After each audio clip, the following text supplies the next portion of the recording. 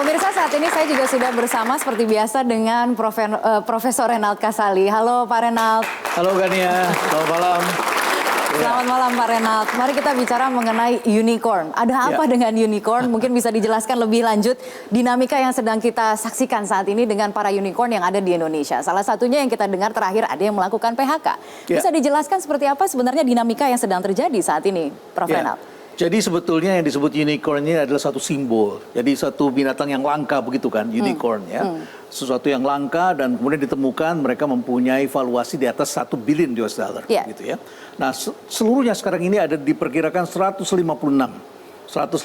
mungkin sekarang sudah mendekati 200 di seluruh dunia. Tetapi memang ada beberapa hal. Ini mungkin bisa kita catatan dari majalah The Economist. Ini judulnya adalah The Trouble with the Unicorn. Mari kita lihat slide yang pertama. Nah, ini dia, The Trouble with the Tech Unicorn. Jadi dari puluhan yang sudah go public IPO dan akan IPO, ternyata 11 diantaranya itu ternyata belum berkinerja. Jadi belum profit. Dan memang selama ini banyak sekali unicorn yang tidak berpikir profit. Mereka berpikir adalah bagaimana growth, tumbuh terus-menerus. Tetapi beberapa diantaranya profit karena model bisnisnya cocok. Nah, diantaranya tentu saja ada namanya Uber, Lyft, kemudian ada WeWork, Spotify, dan lain sebagainya. Ada 4 hal menurut catatan The Economist. Yang pertama itu adalah lack of economies of scale. Saya punya catatan sendiri tentu tentang hal ini. Karena ini adalah cara berpikir kita pada waktu kita kuliah dulu, di masa lalu. Nah, lack of economies of scale. Kemudian yang kedua ini adalah market contested katanya. Jadi bisnisnya ini kan semua bersaing. Bahkan satu sama lain, marketnya ini tidak punya segmentasi. Bahkan rebutan, bahkan pelapaknya pun rebutan. Dede juga begitu ya. Bahkan banyak yang belum stabil diantaranya. Kemudian yang ketiga itu masih dimusuhi oleh regulator. Di berbagai negara mereka masih dimusuhi oleh regulator. Dan yang keempat, agak sulit mereka meningkatkan margin. Karena ketika masuk mereka memang di bawah. Dan kalau mereka terperangkap di sana, maka terjadi kerugian. Di samping itu tentu saja juga kita punya catatan lain kan ya. Cara berbisnis yang berbeda. Ini yang perlu kita pahami bersama begitu ya. Perusahaan startup itu cara berbisnisnya berbeda dengan perusahaan konvensional. Ini disebutnya platform. Bagaimana kita memberi nama Gojek? Apakah Gojek itu adalah perusahaan transportasi? Kalau kita lihat dia juga mempunyai alat pembayaran. Kita melihat juga mereka adalah pemilik atau pendeliver makanan terbesar di dunia tanpa memiliki rumah makan satupun. Apa yang bisa kita sebut mereka? Mereka itu adalah platform di sisi sebelah sana, sebelah kanan, dekat Kania itu. Dan modelnya adalah mereka resource orchestration. Sedangkan selama kita sekolah, kita belajarnya begini. Maka kalau kita menganalisis di sana dengan cara berpikir di sini, ini namanya adalah gagal paham. Gagal paham. Karena kita menuntut hasil yang sama dengan seperti ini. Ini namanya korporasi. Produk dari revolusi industri yang kita hasilkan seperti ini, dan inilah batasnya. Pemiliknya namanya adalah kapitalis, atau managed capitalism, dan di sini manajemen di tengah dan kemudian memiliki semuanya, dibiayai oleh perbankan. Yang penting kita mempunyai aset yang tangible. Aset tangible itu bisa dijaminkan ke bank. Kita mempunyai tanah nilainya 100 miliar, kemudian kita jaminkan ke bank dapat 80 miliar, kita bisa bikin bangunan di atasnya, kita bisa bikin segala macam, di sini semuanya kita bisa bikin, ini namanya resource control. Sedangkan apa yang dilakukan oleh tech unicorn, itu adalah memanfaatkan 6 pilar teknologi dengan super apps, karena sekarang semuanya ada di genggaman tangan. Maka mereka bisa mengorkestrasi resources yang ada di luar mereka. Resources yang bagaimana? Yang underutilized. Nah, ini yang menganggur kendaraan, gedung, peralatan, dan sebagainya. Bahkan pabrik ke depan karena trade war gitu ya. Akan banyak sekali aset yang underutilized. Tidak terutilisasi secara optimal. Nah, di sini perusahaan ini hanya mengorkestrasi. Sehingga mereka ini asetnya memang kebanyakan intangibles. Teknologi, software. Mungkin mereka punya temuan di sana. Mereka mempunyai sesuatu yang hasilnya adalah software development atau barangkali R&D yang mereka lakukan. Jadi manajemennya sudah berbeda sama sekali dengan cara ini. Dari aspek permodalannya, apakah itu yang kemudian membuat perusahaan startup itu menjadi rentan karena tidak memiliki aset? Kan ya, cara bekerja unicorn ini adalah seperti platform ini. Jadi ada ekosistemnya di sini ya. Di atas itu ada platform owner. Dia tidak memiliki semua, tetapi dia menggerakkan resources di luar yang disebut super participant. Apalagi yang membuat unicorn berbeda dengan perusahaan konvensional? Jadi setelah dipelajari, kenapa ada perusahaan yang untung, unicorn yang untung, dan ada unicorn yang hanya memikirkan growth, tidak berpikir dan tidak mencapai keuntungan? Jawabannya adalah bagaimana mengelola ekosistem, bukan mengelola internal resources-nya. Kalau kita bicara skala ekonomis, itu kita bicaranya adalah internal resources yang di dalam perusahaan. Mesin, pabrik, gedung, orang kita manage di dalamnya.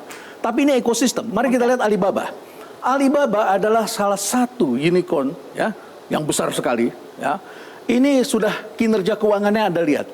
Net income-nya 13 triliun US dollar. Ya. Sedangkan EBITDA-nya 14 triliun US dollar kurang lebih. Nah, kita lihat dia membangun ekosistem. Ketika sebagian dari e-commerce Indonesia hanya fokus di marketplace saja dan tidak membangun ekosistem, maka mereka tidak menambang sesuatu yang menjadi emas di abad 21. Apa itu? Data. Tambang emas zaman sekarang data. Di mana datanya? Perhatikan ini Alibaba. Dia dapat data di logistik, dia dapat data di finance, dia bikin financial, dia bikin cloud, ini data ini. Kita lihat lagi contoh yang lain. Ini hampir rata-rata semuanya seperti itu. Ini ada Amazon, sebelumnya ekosistem Alibaba. Dan dapat data. Tambang emasnya ada di sini. Ya, ada marketplace, tidak berdiri sendiri. Ada payment, ada entertainment, health, dan sebagainya. This is platform. Dan menjadi yang disebut multi-sided platform. Dan tidak bisa kita analisis pakai analisis industri yang kita kenal dalam peradaban revolusi industri itu. Tiga ini mendefinisikan super apps. Apakah bisa disimpulkan kalau untuk di Indonesia ini kita masih di tahap awal sekali, Prof? Berarti masih hanya fokus di marketplace, belum berkembang ekosistem seperti ini. Betul, betul sekali. Ada yang melengkapinya dengan payment, tetapi paymentnya bukan punya sendiri. Katakanlah kita lihat Gojek punya GoPay, ya. Tetapi yang lain itu adalah tempelan dari luar, punya yang lain, sehingga tidak terintegrasi dalam suatu sistem, sehingga mereka tidak bisa mengoptimalkan data dengan baik. Baik. Itulah yang akan kita bahas lebih lanjut. Tadi sudah kita dapatkan kurang lebih pengantar yang lebih lengkap lagi. Tapi kita harus jeda terlebih dahulu. Economic Challenges for CEO akan segera kembali sesaat lagi. Tetaplah bersama kami.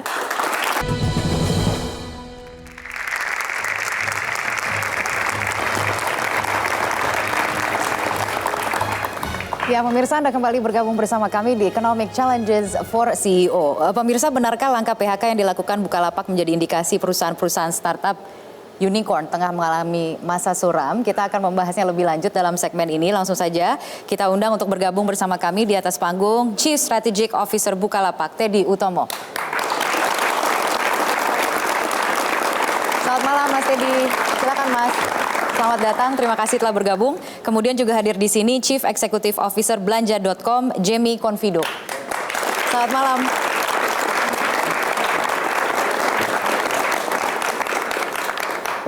Terima kasih Pak Jamie telah bergabung bersama kami. Kita langsung mulai perbincangannya, Prof. Ini begini, belakangan ini ramai entry point perbincangan mengenai e-commerce Indonesia.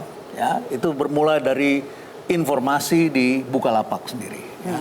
Kita ingin tahu sebetulnya apa perkembangan yang terjadi di belakangan ini di Bukalapak.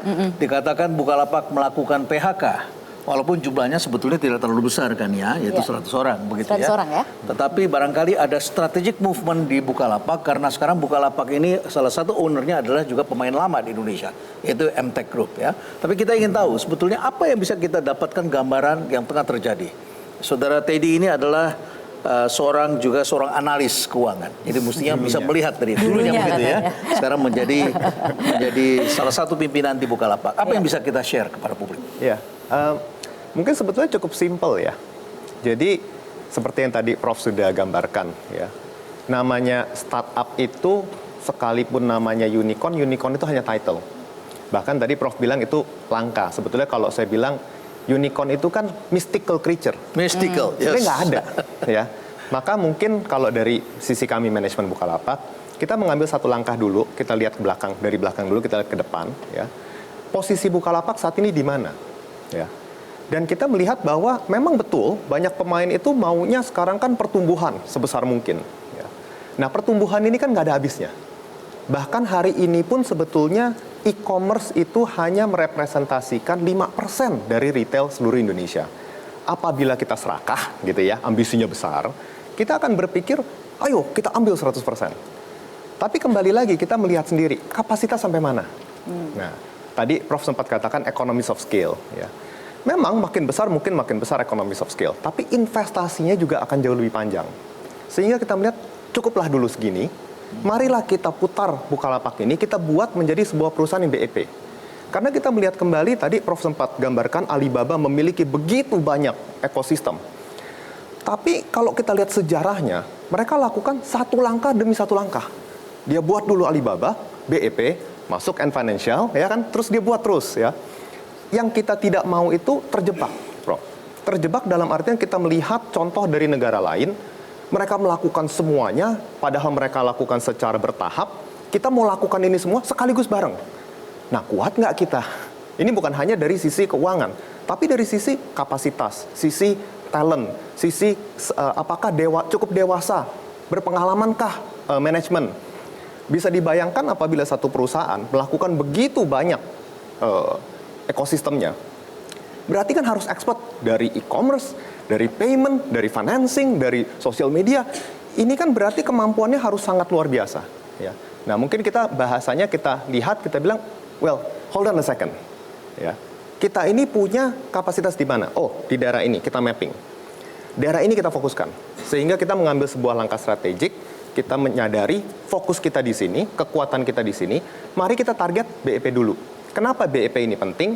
Supaya kita tidak terus-menerus harus rely ya dengan investor terus-terusan. Saya tidak mengatakan salah kalau ada investasi.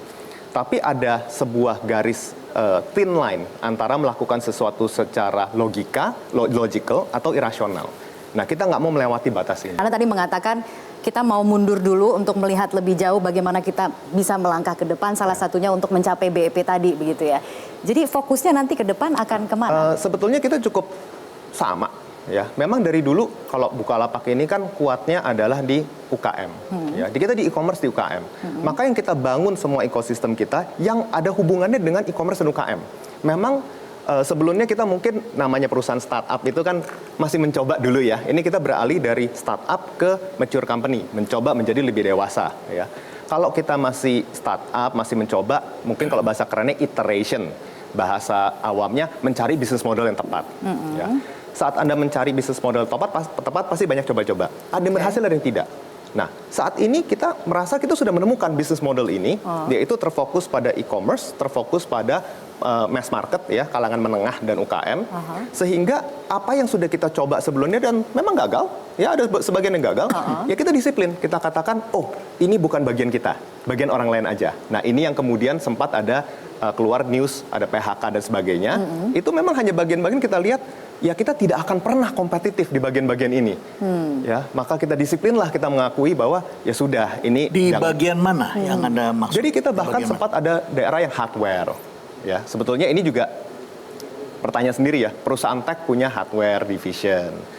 Kemudian mungkin agak terlalu jauh kita melangkah ke beberapa area yang mungkin sudah bagian publishing ya. Padahal kita kan bukan publishing company gitu kan. Nah, dan memang kita lakukan ini tidak hanya di tribe besar, kita panggilnya tribe di divisi. Tapi di semua yang kecil-kecil juga kita lihat, ya secara subsegmennya ini mana yang memang bagian kita, mana yang bukan. Ya. Ya. Jadi ini semacam pohon sudah mulai besar, kemudian Anda melakukan trimming. Betul. Ya? Trimming untuk benar. Oke, baik, kita beralih dulu ke ini perusahaan atau startup kompetitor gitu ya. Jadi di satu sisi ada Bukalapak yang harus membangun sendiri ekosistem, tapi di sini sebetulnya belanja ini sudah punya ekosistem sebetulnya. Kebalikannya begitu Kebalikannya sebetulnya, tetapi jangan sampai terperangkap ke sana, masuk ke sana. Ya, kita ingin tahu dulu dari Pak Jemi. Ya, lama tertidur, tiba-tiba sekarang belanja.com kembali mulai bangkit lagi. Ya, apa yang terjadi di belanja.com? Ya, terima kasih Prof. Renat dan Mbak Kania.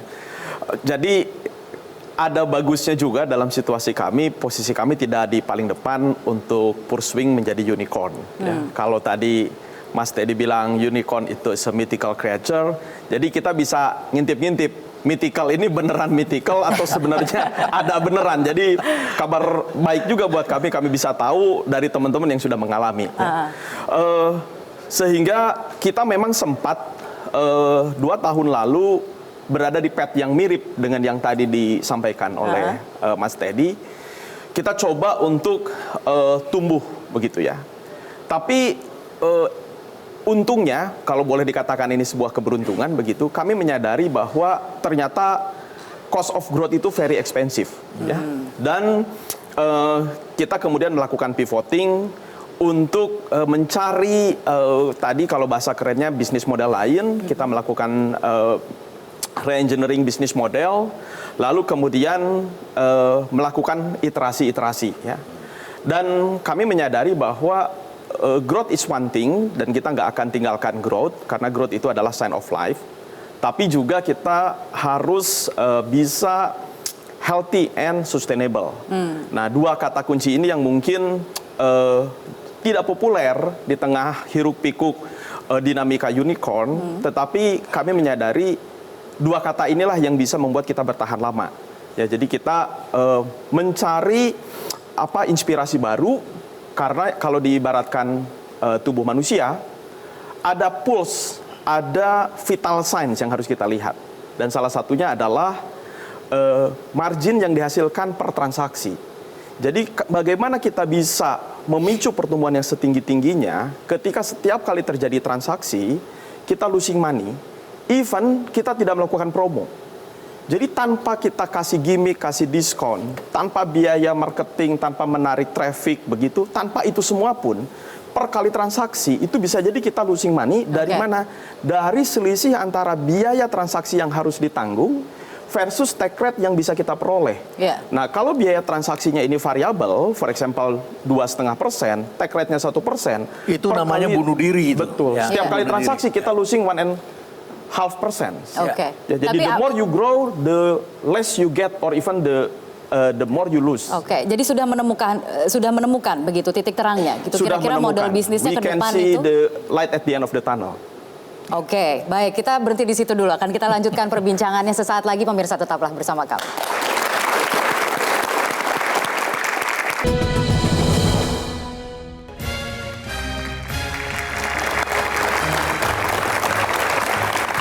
Jadi tadi kita sudah berbicara beberapa hal, kemudian sekarang ada tambahan informasi lagi yang kita mau gali kan ya.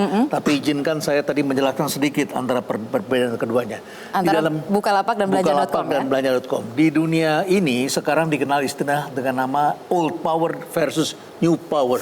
Ya, old power itu adalah kita kan perlu power ya untuk menghasilkan impact yang kita inginkan. Tapi ada model yang lama yang kita gunakan pendekatan korporasi dan lain sebagainya.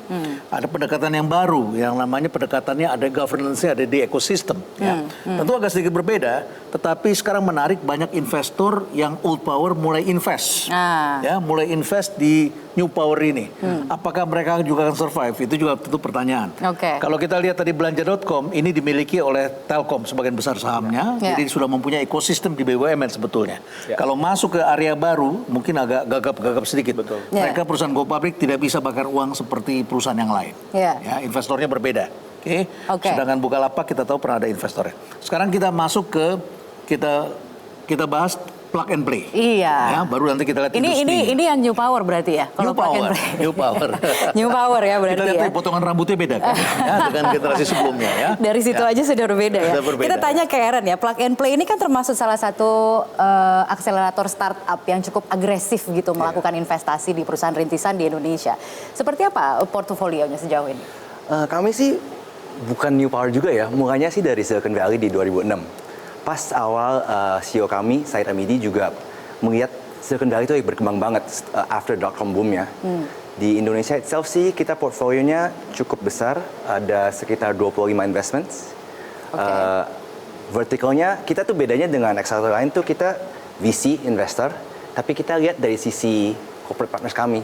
Jadi partners kami ada Astra, BNI, BTN. Mereka perlunya solusi apa aja.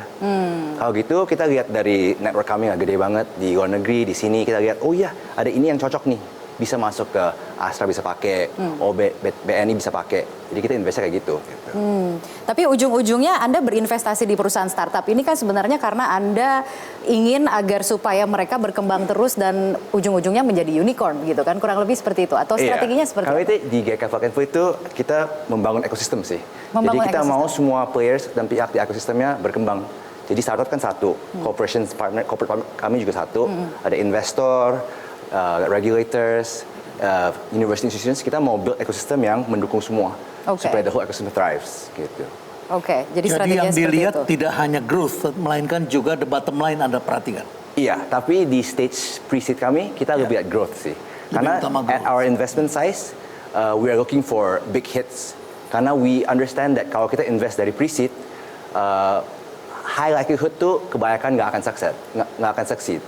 Jadi we look for home runs lah istilahnya, yang potensinya gede. Yang potensinya gede gitu. Iya. Itu biasanya ada angkanya tidak, ada rumusnya tidak? Berapa lama sih untuk membesarkan perusahaan startup? Nggak ada rumus ya, tapi di typical VC life cycle-nya 7-10 tahun. Ya. 7 sampai dengan 10 tahun. Iya. Dan Anda berharap dalam 7 sampai 10 tahun value of the firm-nya meningkat berapa kali? Ekspektasinya berapa dari Ekspektasinya Fund and Play? untuk 20 kali? fund-nya make money 20 sampai 50x kali. 20 sampai 50 kali. Iya, itu cuma 1 atau 2 aja gitu. Kalau kita 10 investments, 20% dapat 20x sih, the fund makes money. Iya. Ya. Oke. Untuk sebuah startup misalnya aspirasinya Bukalapak, sekarang untuk mencapai BEP begitu, itu butuh berapa lama? Itu BEP susah ya, tergantung industri, tergantung bisnis modelnya ya. Kayak lihat contoh dari Amazon deh dulu di Amerika. Mereka waktu IPO tahun 97 juga belum BEP sih. Ya. Jadi benar-benar tergantung industrinya. Industri yang lebih tradisional, lebih B2B, BEP-nya bisa lebih cepat. Kalau 3-4 tahun tuh udah bilang bagus sih. Tapi kalau B2C market yang benar-benar kejar mass market, BEP-nya bisa 7-10 tahun. Bisa-bisa IPO aja nggak BEP sih. Tapi kalau growth-nya emang benar-benar exponential, terus marketnya benar-benar kelihatan ada potensinya sih. Oke, gitu sih. Di Silicon Valley lebih diperhatikan growth. Silicon Valley sama filosofinya. Tapi di Silicon Valley kita tahun lalu, Plug and Play was recognized as the most active investor. Yeah. We made 300 investments sih di Oke. Silicon Valley itself. Oke, mungkin ke Pak Untung dulu Ya, untuk memberikan tanggapan. silakan. Silakan Pak Untung. Tanggapannya seperti apa melihat perkembangan yang terjadi saat ini, seperti misalnya proses perampingan yang dilakukan oleh Bukalapak? Ya, jadi sebenarnya sah-sah aja ya, dan kita melihatnya dari asosiasi perampingan ini sebagai sesuatu yang wajar selama memang arahnya untuk refocusing strategi kan begitu ya. Jadi biarpun kadang-kadang kan memang jadi drama ya, dan nggak cuma di e-commerce saja, kemarin retail offline tutup juga sama juga, kita banyak ditanyain ini apakah gara-gara e-commerce dan lain sebagainya. Tapi yang harus kita pahami adalah secara angka e-commerce ini dan digital economy itu masih kecil sekali.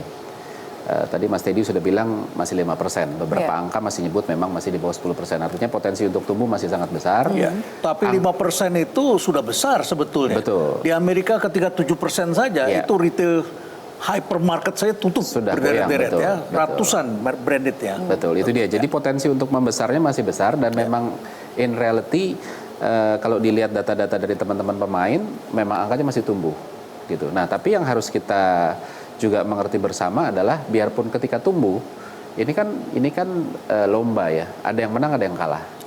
Gitu. Jadi kita harus sadar bahwa nggak bisa semua menang. Apalagi kalau kita lihat di Indonesia di kategori marketplace saja contohnya.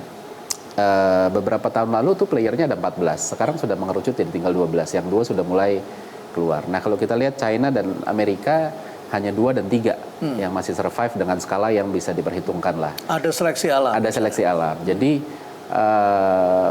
akan ada konsolidasi, mungkin ada merger, ada yang gulung tikar, itu pasti. Dan mungkin saja strategi-strategi yang harus diambil salah satunya untuk bisa bertahan dan terus maju dan menjadi player yang paling besar, bisa saja salah satunya adalah ya tadi melepaskan tim yang ternyata tidak contributing terhadap bisnis yang memang mau dijalankan ke depannya. Bisa jadi seperti itu sih. Ya.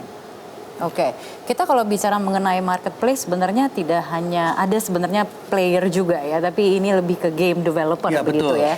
Ada dari Agate yang juga Dari hadir di Agate, sini yang mungkin juga bisa berkontribusi dan juga Betul. menyuarakan sebenarnya apa yang mereka saksikan sedang terjadi di industri Dan ekonomi digital. industri game ini berkembang seperti apa, kita ingin tahu juga ya. Ya. Karena ini bagian dari ekosistem Ya. dari e-commerce juga tentunya. Ya. Boleh kita berikan kesempatan kepada Marvin atau Vincent yang hadir Vincent di sini dulu ya, kita Ya. pengen tahu industrinya kira-kira seperti apa. Jadi sebenarnya gini, ekosistem di game industry itu belum terlalu mature, masih banyak room of improvement, grow-nya masih bisa sangat besar. Kita local player itu cuma contribute 0,4% to the whole market di Indonesia. Jadi ya itu mencerminkan juga tadi $2 juta untuk the whole industry. Dan Anda melihat bisnis ini ruangan untuk tumbuhnya seperti Anda katakan sangat besar. Oh betul, sangat besar. Game industry sendiri global itu 11% growth rate. Ya. Belum lagi gamifikasi. Betul. Gamification itu the whole different industry itu bisa sampai 3 kali lipat dari game industry. Jadi 33% growth rate. Ini gamifikasi adalah penggunaan game untuk banyak dipakai untuk pendidikan. Ya, pendidikan militer, engineering, kesehatan, kedokteran itu sudah mulai memakai, bahkan bisnis sudah mulai memakai game sebagai alat pendidikan. Betul. Ya. Oke. Nah, kita ingin tahu mengenai valuasinya tentu, kan ya. Apakah mungkin Marvin bisa melengkapi?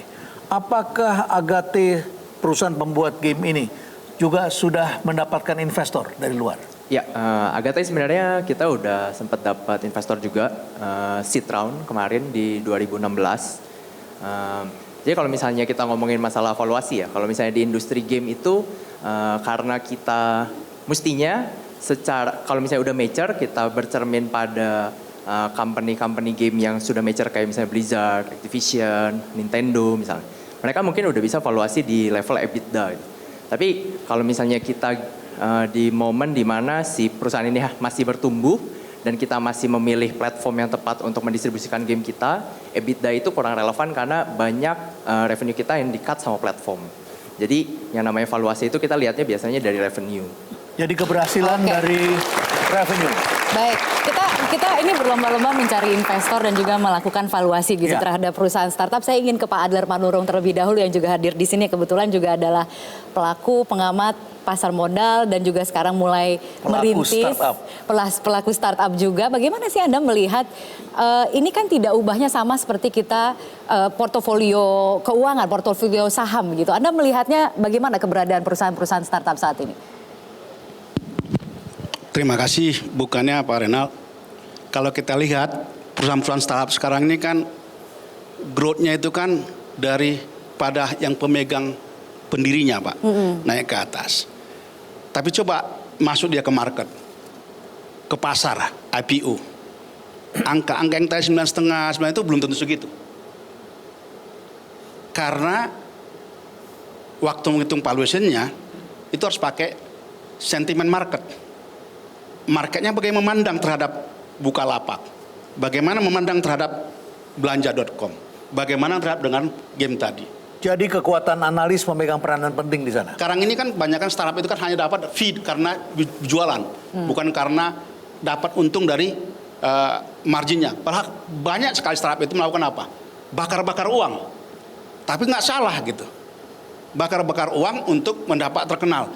Jadi kalau kita lihat nanti juga Pak Emplate juga, kalau mau cari untung, kalau nggak dia go public, keluarnya kemana? Harus dia go public lah, company startupnya, supaya dia bisa dapat keluar, exit. Makanya, kalau kita melihatnya bahwa sebuah perusahaan startup itu, jangan sekarang harus pakai strategi sendiri. Oke. Yang apalagi yang baru-baru, nggak boleh lagi dengan cara seperti, contohnya kita punya manurungbelanja.com, saya punya sendiri. Saya nggak kalau mau ngelawan Bukalapak, ngelawan belanja, saya nggak bisa kalahkan. Tetapi dengan cara memakai paguyuban, maka akan menang. Akan bisa. Segmennya sangat spesifik di sana. Spesifik, tapi lama-lama akan general. Oke, baik. Itu tergantung strateginya masing-masing begitu. Di sini juga ada pengamat Indonesia ICT Institute Heru Sutadi, tapi kita harus jeda terlebih dahulu. Nanti akan kita lanjutkan perbincangannya sesaat lagi. Pemirsa tetaplah bersama kami.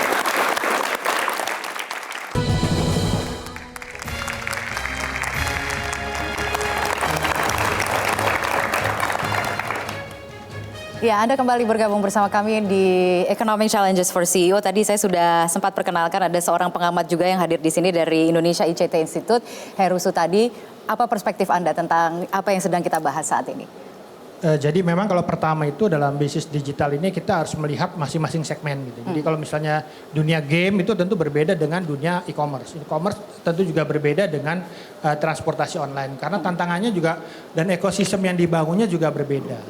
Dan memang kalau kita lihat ada plus dan minus ketika apakah kita di awal ini membangun super app sekaligus atau memang satu persatu gitu. Tadi kalau Bukalapak mengatakan satu persatu, that's fine. Mungkin cara dia membangun bisnis seperti itu. Tapi yang perlu juga kita ingat adalah time to enter the market gitu ya. Apakah misalnya kemudian nanti Bukalapak bisnis bidang lain mungkin 2-3 tahun ke depan itu sudah ada pemain yang sudah memang established gitu ya. Dan apalagi kalau kita lihat sekarang ini kan bisnis e-commerce juga walaupun juga ada pemain-pemain yang sudah mapan di Indonesia, tapi juga ada pemain-pemain dari luar yang memang juga secara pendanaan segala macam juga lebih kuat gitu ya. Sehingga kalau saya melihat bahwa apa yang terjadi di Bukalapak gitu, walaupun memang di awal ini kita melihat bahwa ini adalah sesuatu yang wajar. Karena mungkin ini merupakan strategi dari perusahaan agar bagaimana perusahaannya ini menjadi efisien dan fokus gitu ya. Dan karena tantangan yang 3 tahun lalu mungkin juga beda dengan tantangan sekarang dan ke depan. Oke, ujung-ujungnya itu untuk mempengaruhi valuasi dari perusahaan tersebut. Silahkan ditanggapi. Memang ini dari pihak kita mau melakukan, mungkin bahasanya Prof tadi, dirampingkan ya supaya kita semakin fokus. Tapi perihal tentang pembakaran uang dan sebagainya yang harus dilakukan secara rasional itu menurut kami memang cukup penting ya. Sehingga kalau dilihat dari Bukalapak sebetulnya laba kotor kita itu positif. Bahkan laba kotor Bukalapak di paruh 6 bulan pertama 2019 itu 3 kali lipat dibandingkan 6 bulan pertama 2018. Namun strategi yang kita lakukan adalah laba kotor ini kemudian kita bandingkan dengan fixed cost, OPEX ibaratnya, yang bagian salary dan sebagainya. Dan kita selalu menargetkan laba kotor ini harus lebih besar. Kenapa? Karena kalau yang namanya fixed cost ini kan kalau kita salah langkah ini lama ya baliknya ya. Nah, tapi memang sisanya kemana? Sisanya kita targetkan untuk variable cost, yaitu promo dan sebagainya. Sehingga ibaratnya kita mencoba bagaimana promo yang kita lakukan ini lebih rasional. Dan ini perhitungannya lebih mudah karena kita lihat laba kotor berapa, kita kurangkan dengan fixed cost kita berapa, dapat sisa positifnya berapa, kita bandingkan lagi uang dari investor ada berapa. Nah ini berarti maksimum yang saya bisa lakukan secara promo. Dan ini supaya perusahaan Bukalapak ini nggak bakar uang kebablasan bahasanya. Dan promo ini sebetulnya kalau dipikir lagi adalah investasi kita kembali untuk mengembangkan pasar. Promonya tidak serta-merta kemudian di target yang sama kita diskonin terus, enggak. Promo ini kemudian kita lihat, mungkin seperti Pak Heru tadi bilang, kita mau masuk kemana? Ya, ada fitur baru. Nah ini yang kita promokan supaya orang menggunakan ke depannya. Jadi memang semuanya ini harus dilakukan secara strategis. Dan analisanya ya, mohon maaf kita banyak yang mengatakan kerja di startup itu mungkin kesannya kayak very fun gitu ya. Tapi kalau jujur kerjaan manajemen startup itu ya sama juga seperti perusahaan lain. Kita duduk di ruangan meeting, kita strategik.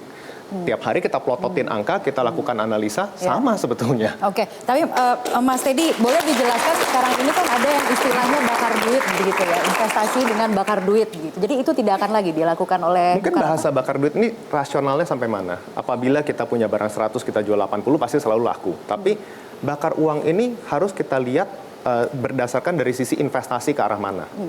Dalam artian begini, kita e-commerce.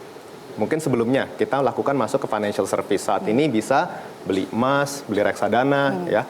Waktu pertama kali kita keluarkan, ini kan perlu mengedukasi masyarakat.